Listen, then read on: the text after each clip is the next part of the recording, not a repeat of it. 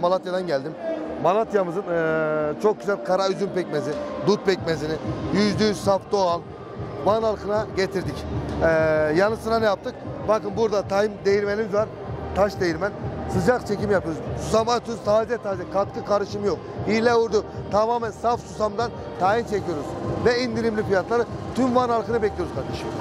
Çok renkli bir festival havasında geçiyor fuarımız. Şimdi esnafın beklentisi yüksek tabii. Haliyle uzun zamandır biliyorsunuz iş yapılmadı. Dolayısıyla birikmiş olan bu ihtiyaçların bu fuarda karşılanmasını bekliyoruz inşallah. Yani iyi bir iş ortamı sunuyoruz.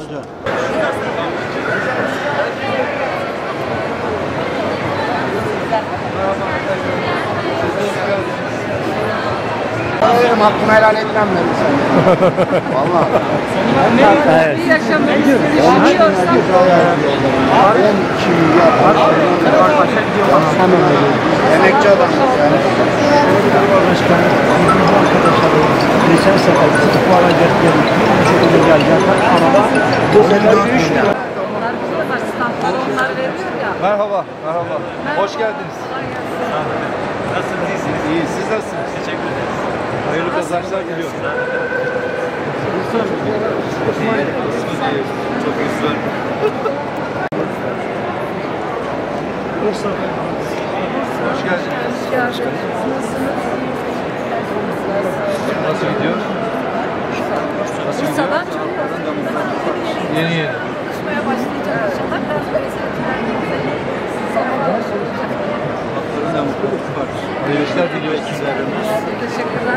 Hileli veyahut da sahte ürün satmadığımız için insanlar artık bizi hani kendi ailelerinden biriymiş gibi karşılıyor. Hepsine buradan teşekkür ediyorum sizlerin huzurunuzda. Biz burada sucuk satışı yapıyoruz. Kendi ürettiğimiz sucukların satışını, kendi imalatımız. Aynı zamanda sucuk ekmek de yarından itibaren başlayacak. Nasipse işlerimiz her yılki olduğu gibi bu yılda inşallah güzel olur. Biliyorsunuz fiyatlar yüksek. Biz olabildiğince düşük tutmaya çalışıyoruz fiyatları ama bakalım yani. Onu zaman gösterecek.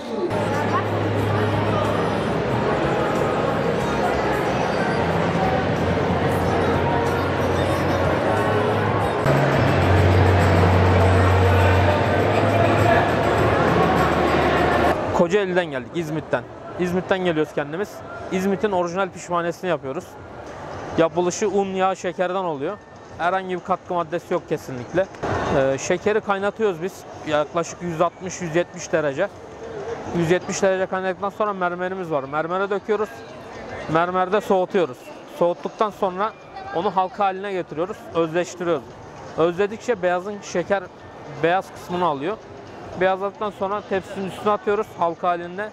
Kendi kavurulmuş olduğumuz unla yağ var. Onu tepsiye atıyoruz.